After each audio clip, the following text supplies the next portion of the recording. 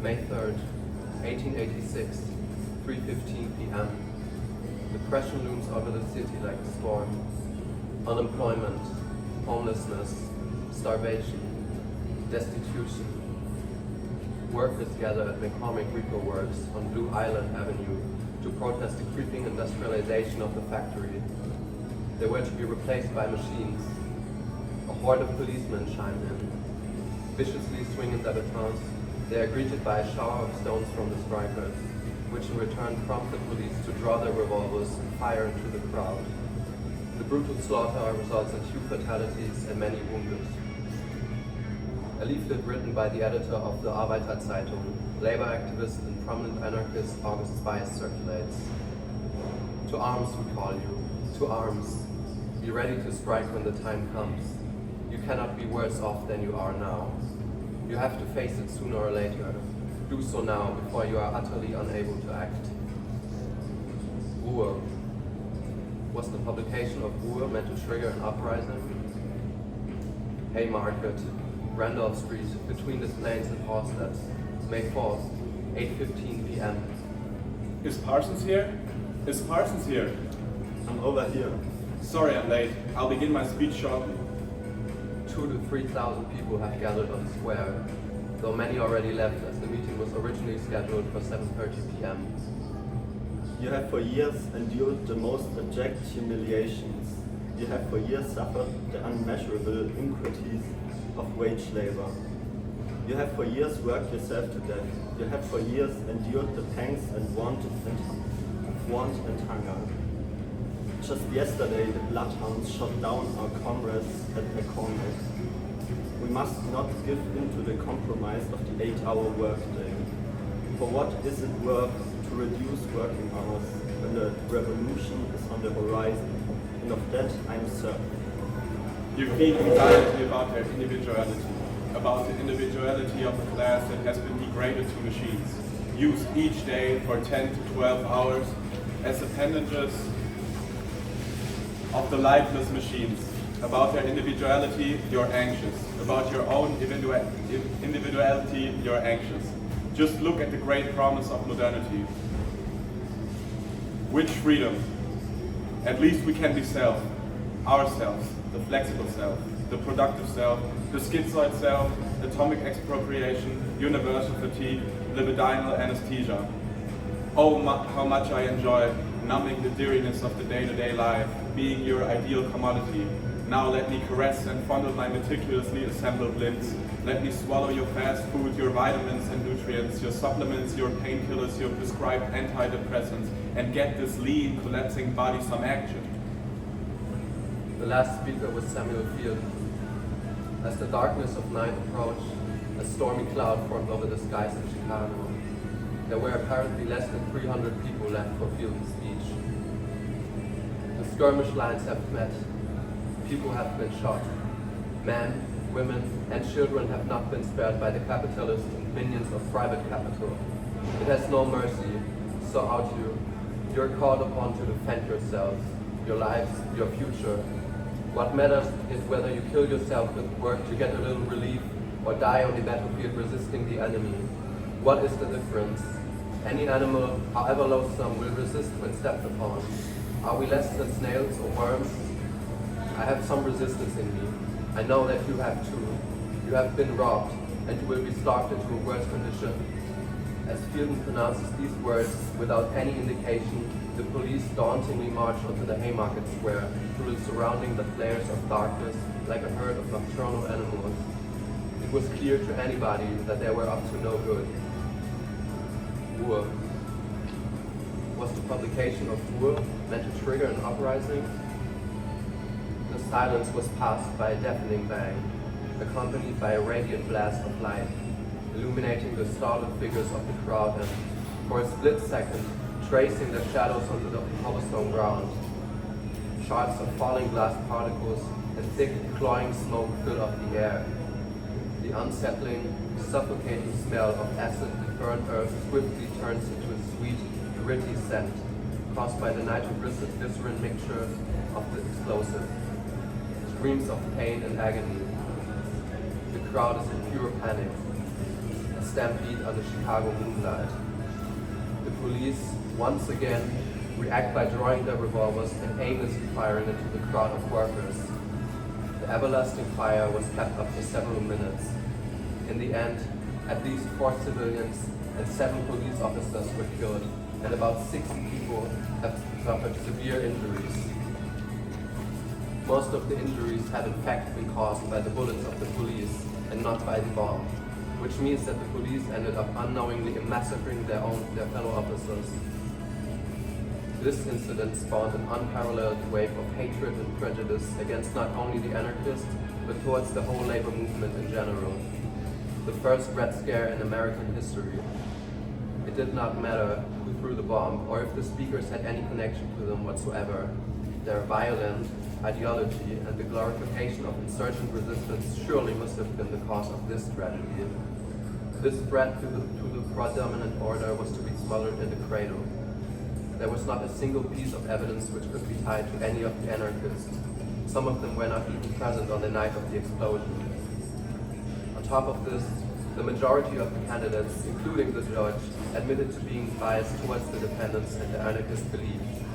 The 8 accused men of the trial were Albert Parsons, August Spice, Adolf Fischer, George Engel, Louis Ling, Samuel Fielden, Michael Schwab, and Oscar Nebel. Spice, Parsons, Fischer, Engel, and Ling were to be executed. Cook County Criminal Court, Chicago, August 22nd, 1886. Wenn ihr glaubt, dass ihr durch unsere Hinrichtung die Arbeiterbewegung auslöschen könnt, die Bewegung, von welcher die unterdrückten Millionen, die Millionen, die sich zu Tode schuften und in Not und Elend leben, ihre Erlösung erwarten, wenn das euer Urteil ist, dann hängt uns. Hier zerdrückt ihr bloß einen Funken, doch hier und dort und hinter euch, vor euch, überall werden die Flammen auflodern. Es ist ein unterirdisches Feuer, ein unlöschbares Feuer. Der Boden, auf welchem ihr steht, brennt. I repeat that I am the enemy of the order of today, and I repeat that with all my powers, so long as breath remains in me, I shall combat it. I declare again, frankly and openly, that I am in favor of using force. Und nochmal, ich bin kein Fug. Ja, ich bin nie... Ja... Ich habe gesagt, Dynamit wäre der beste Freund des Menschen. Ja, es ist wahr. Das habe ich nie geleugnet. Ja, ich weiß, wie man Bomben baut und bin bekanntermaßen nicht abgeneigt, diese zu verwenden.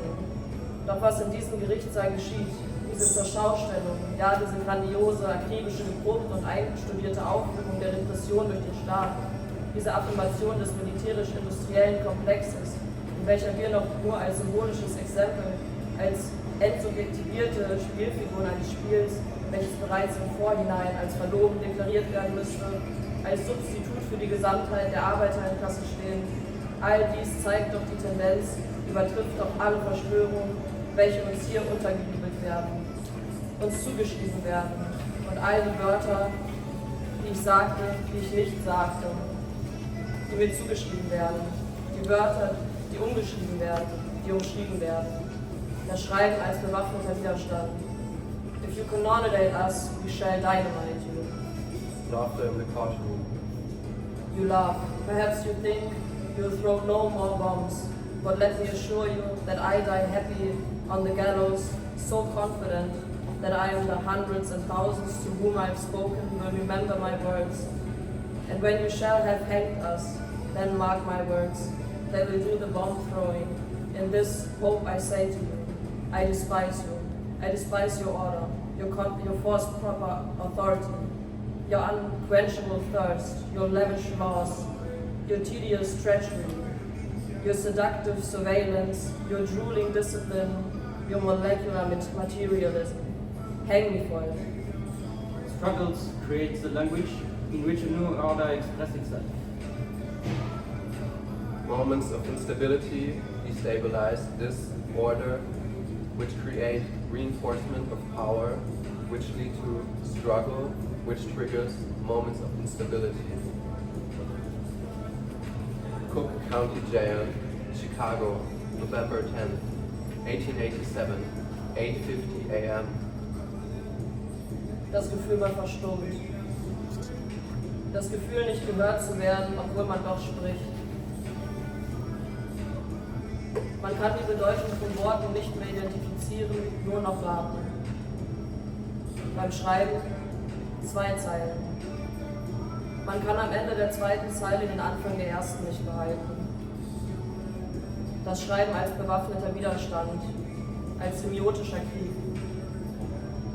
Das Gefühl der Trennung, das Gefühl der Abtrennung. Die Spaltung von sich selbst, von anderen, von der Gemeinschaft, vom Raum, von der Ordnung, vom Gesetz. Der Sprache unterworfen. Doch gleichzeitig die Differenz der Sprache. Doch kein Außen möglich. Das Gefühl, man verstummt. Link sits on the corner of his bed and lights a cigar. Gradually, the accumulated haze fills up the cell like a nightclub. He puts down the half-smoked cigar and places a dynamite cartridge between his teeth. Calmly lights the fuse, which only seconds after results in a piercing bang. The dull, off-white walls are now covered in scarlet. Link's deconstructed face, with his blocked jaw blown to smithereens, while still attached to his motionless body, falls down on the cot. Shreds of flesh and bone are scattered throughout the cell. 6 hours after the explosion, Louis Link is pronounced dead. We don't believe in suicide, the headline of the Arbeiterzeitung reads. Says no such thing as a peaceful insurrection.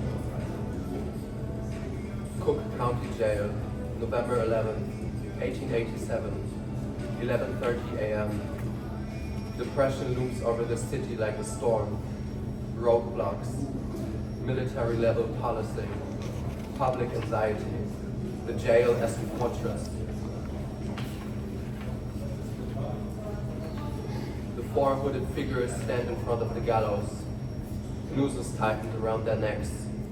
Fully draped in white cotton, the soft fabric tightly clings to their bodies, vanishing their silhouettes into the abyss of spectral abstraction. There was no terrestrial presence left in the bodies of these condemned revenants. They will now roam the trenches of history from which they have been produced. The time will come when our silence will be more powerful than the voices you strangle today. Hooray for anarchy! Hooray for anarchy. Engel and Fischer repeat the same phrase. The trapdoor opens and drops the bodies down below. They twitch and jerk before eventually becoming still.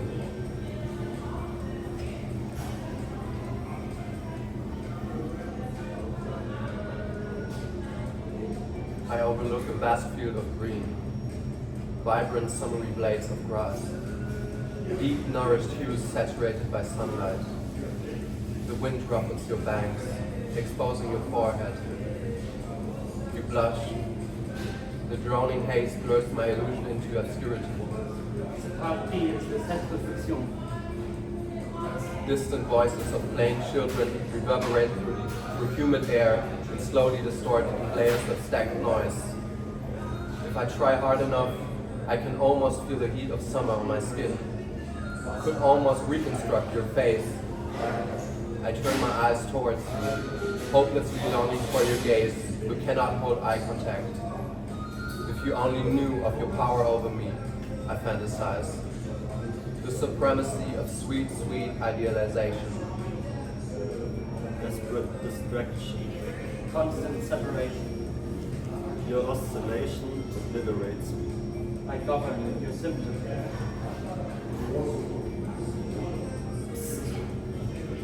Just hold on to me.